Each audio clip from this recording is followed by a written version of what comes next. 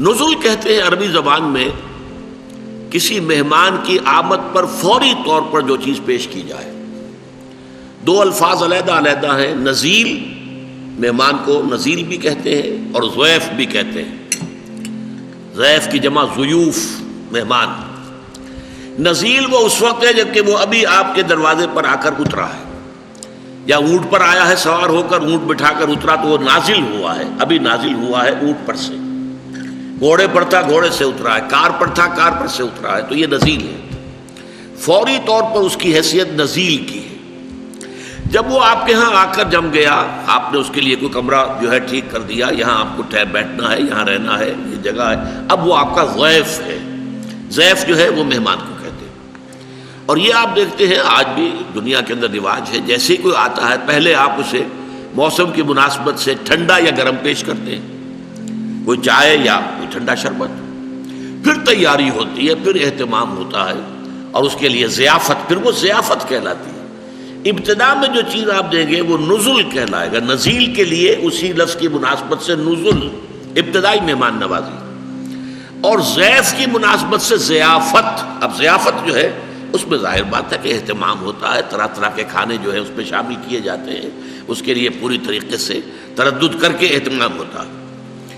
یہ ساری نعمتیں جو گنوائی گئی ہیں، اب نوٹ کیجئے، یہ نزل ہیں.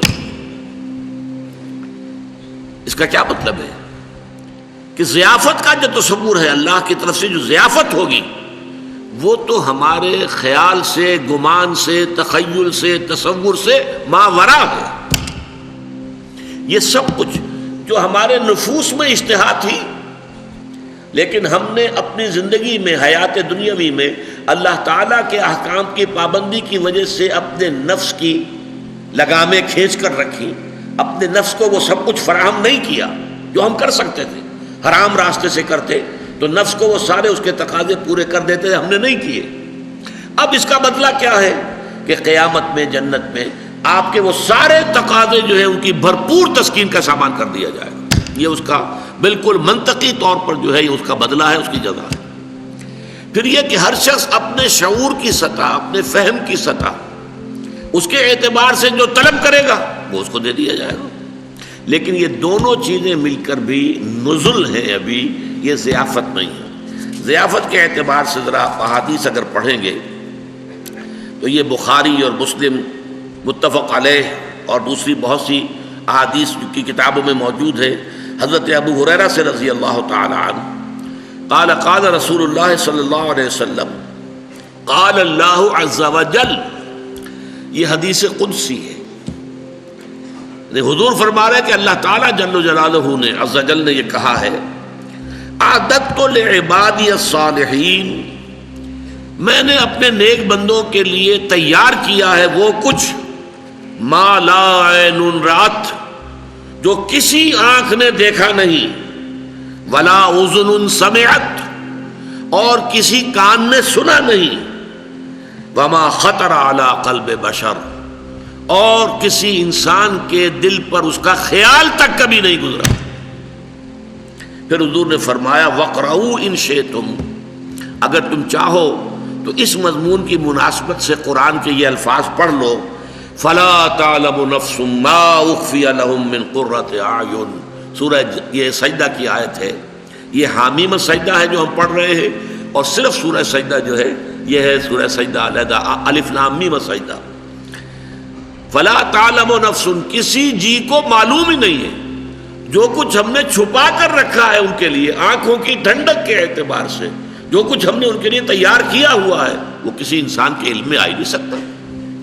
ما لا عین رات، کسی آنکھ نے دیکھا نہیں، ولا اذن سمعت، کسی کان نے سنا نہیں، وما خطر علی قلب بشر، کسی انسان کے دل پر اس کا احساس اور خیال تک نہیں گزرا. وہ نعمتیں ہیں جنت کی اصل ضیافت والی نعمتیں. یہ جو نعمتیں گنوائی گئی ہیں، لکم فیہا ما تشتہی انفسکم، تمہارے نفوس کے اندر جو تقاضے ہیں، جو خواہشیں ہیں، جو ودیت کی تھی اللہ تعالیٰ نے، تم نے ان کی لگاموں کو کھینچ کر رکھا اپنی حیات دنیاوی میں، اللہ تعالیٰ کے حلال پر اکتفا کی، حرام میں منہ نہیں مارا. اس کی جزا یہی ہوگی کہ تمہاری تمام جتنی بھی تمہاری نفسانی طلب طلب رہے ہیں ان سب کی بھرپور جو ہے تسکین کا سامان ہوگا. اور پھر جو تم مانگ سکو، مانگو جو مانگنا ہو. اب ظاہر بات ہے ہر شخص اپنی ذہنی سطح کے مطابق مانگے گا. یہ تو ہے نزلا من غفور الرحیم، اس ہستی کی طرف سے ہے جو غفور اور رحیم ہے.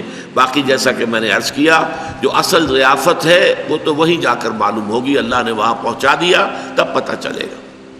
باقی ساری یہ جنت کی جو نعمتیں بیان ہوتی ہیں سورہ رحمان میں ہوں، سورہ دہر میں ہوں، سورہ واقعہ میں ہوں، یہ ساری نعمتیں در حقیقت ان دو کیٹیگریز کے اندر ہیں. ما تشتہی انفسکم ولکم فیہا ما تدعون.